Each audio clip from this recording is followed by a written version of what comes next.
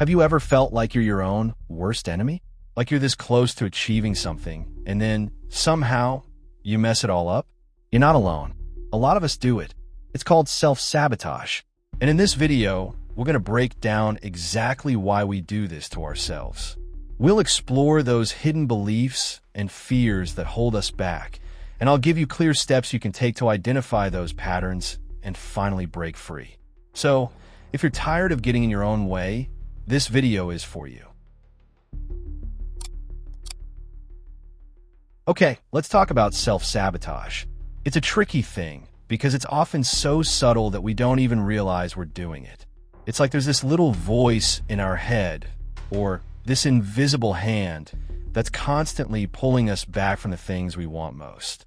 We all have dreams, goals, and aspirations.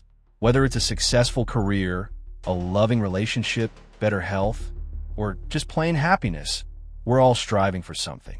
But sometimes we're our own biggest obstacle. We create problems that don't exist. We block our own path. We snatch defeat from the jaws of victory. So what exactly is self-sabotage?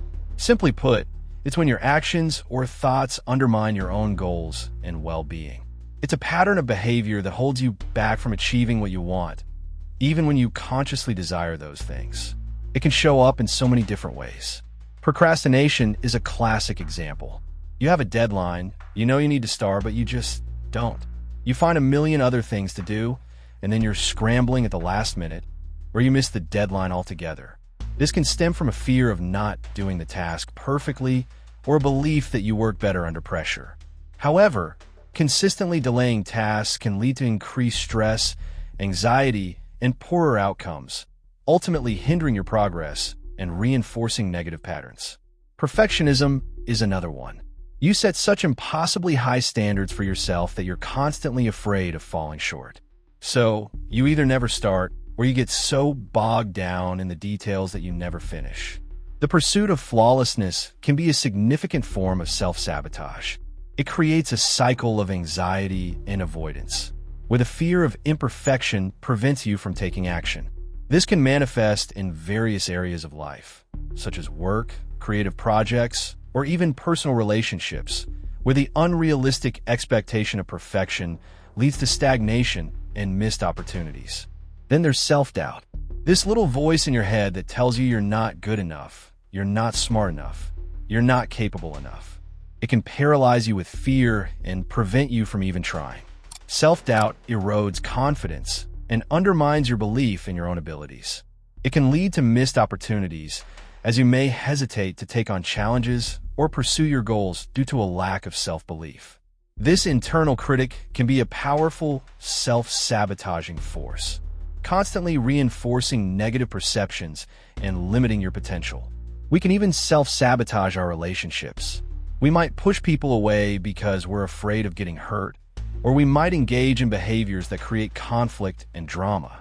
This can manifest as being overly critical, emotionally unavailable, or creating unnecessary arguments. These behaviors often stem from underlying insecurities or past experiences that make us fear vulnerability and intimacy. Self-sabotaging patterns in relationships can lead to loneliness, isolation, and a diminished sense of connection. And sometimes, it's even more subtle. We might overeat, or abuse substances, or engage in other self-destructive habits as a way of coping with stress or avoiding our problems. These behaviors provide temporary relief from emotional pain, but ultimately exacerbate the underlying issues and create new problems. They can damage your physical and mental health, hinder your ability to achieve your goals, and negatively impact your overall well-being. The big question is, why do we do this to ourselves? Why will we consciously or unconsciously act against our own best interests? Well, a lot of it comes down to our limiting beliefs. These are the deep-seated ideas we have about ourselves and the world, and they often operate beneath our conscious awareness. These beliefs shape our thoughts, feelings, and behaviors, and they can have a profound impact on our lives. For example, you might have a limiting belief that you don't deserve success. Maybe you grew up hearing that you were lazy or not talented, and you've internalized those messages. So, even when you get an opportunity to succeed, You might subconsciously sabotage it because it doesn't fit with your belief about yourself. This can manifest as self-sabotaging behaviors like procrastination, self-doubt, or even outright self-destruction. You might unconsciously undermine your efforts to ensure that you don't achieve success, thereby confirming your negative belief. Or you might have a limiting belief that the world is a dangerous place, and it's better to stay small and safe. So, you might avoid taking risks or putting yourself out there, even if those things could lead to positive outcomes. This belief can stem from negative experiences, trauma, or even just growing up in an environment where you were taught to be cautious and fearful. While a degree of caution is healthy, an excessive fear of the unknown can prevent you from pursuing your dreams and living a full life. These limiting beliefs can act like a self-fulfilling prophecy. If you believe you're going to fail, you're more likely to engage in behaviors that increase the chances of failure. You might not try as hard, or you might give up easily when things get tough. Your negative expectations can influence your actions in a way that ultimately leads to the outcome you were trying to avoid. Another key factor is fear. Fear of failure is a big one, as we've already discussed. The fear of not meeting expectations, of being judged, or of experiencing the disappointment that comes with failure can be a powerful deterrent. It can lead to avoidance behaviors, procrastination, and a reluctance to take on challenges. But there's also fear of success. This might sound strange, but some people are actually afraid of what might happen if they achieve their goals. They might worry about the increased responsibility, the higher expectations, or the possibility of losing the support of others who are used to them being in a certain role. Success can bring about significant changes in your life, and these changes can be scary and unsettling. It can be easier to stay in your comfort zone, even if that zone is ultimately unfulfilling. Past experiences also play a significant role. If you've experienced trauma, rejection, or failure in the past, you might develop coping mechanisms that involve self-sabotage. For example, if you were hurt in a previous relationship, you might be afraid to get close to someone again, and you might subconsciously push them away to protect yourself. These past experiences can create deep emotional scars that influence your present behavior and shape your expectations for the future. These patterns can become ingrained over time, and they can be very difficult to break. But the good news is that it is possible to change.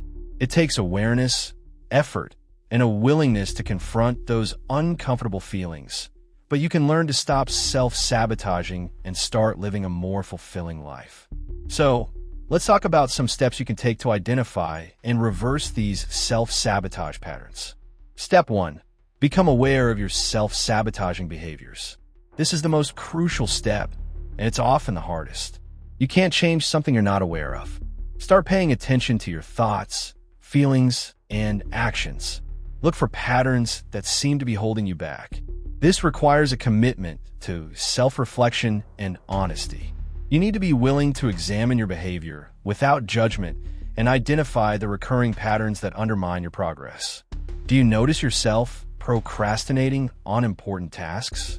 This could indicate a fear of failure, a lack of motivation, or a belief that you work better under pressure.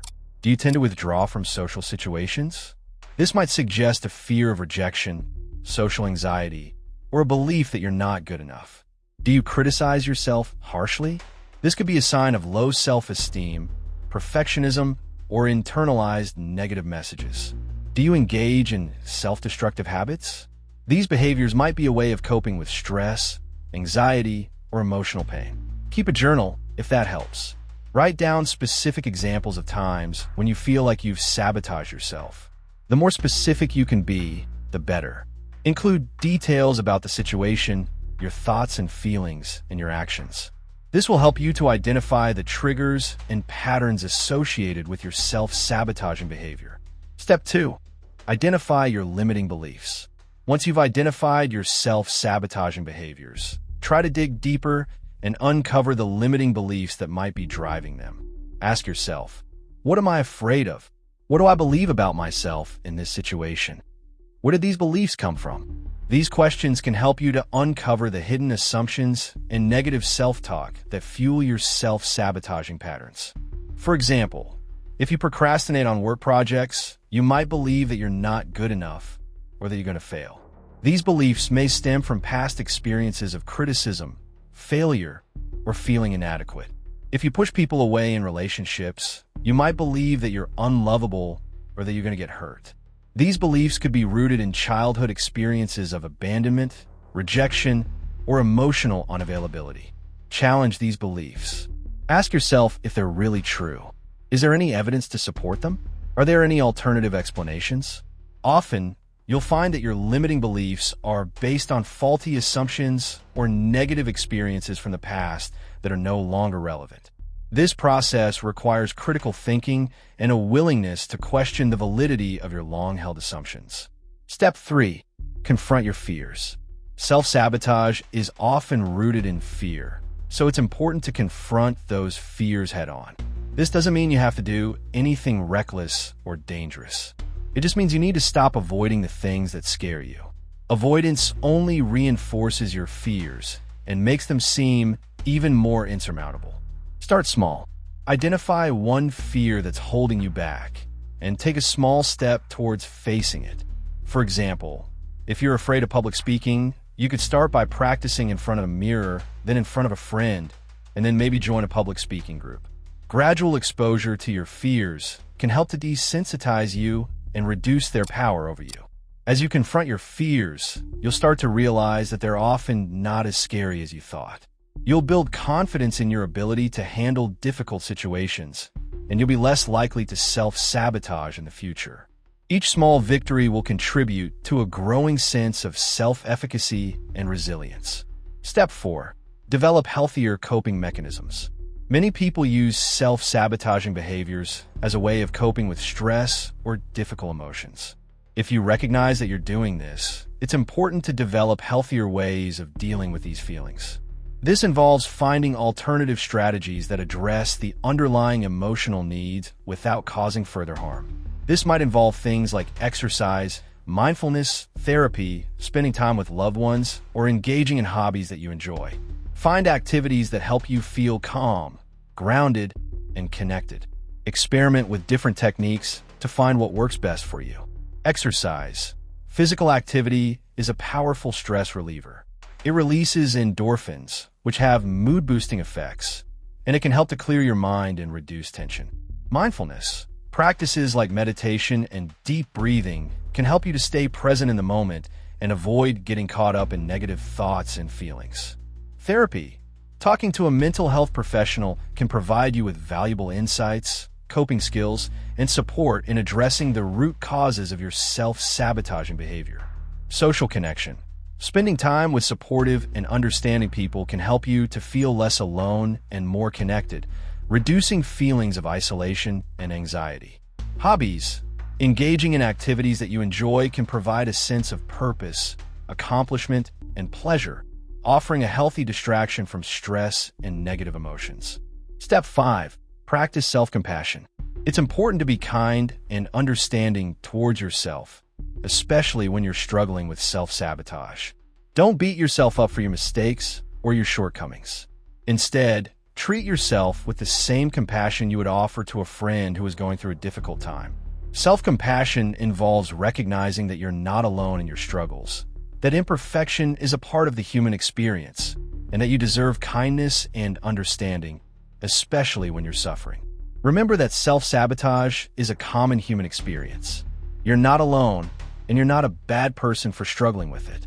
Be patient with yourself and celebrate your progress along the way. Acknowledge your efforts, no matter how small, and focus on learning from your setbacks rather than dwelling on them. Step 6. Seek support. Breaking free from self-sabotage can be challenging, and it's often helpful to have support. Talk to a therapist, a coach, or a trusted friend or family member. They can provide you with guidance, encouragement, and accountability. A support system can offer a safe space to explore your vulnerabilities, challenge your negative thoughts, and develop new strategies for overcoming self-sabotaging patterns. Remember, overcoming self-sabotage is a journey, not a destination. There will be setbacks along the way, but with awareness, effort, and support, you can break free from these patterns and start living a life that's more in alignment with your true potential.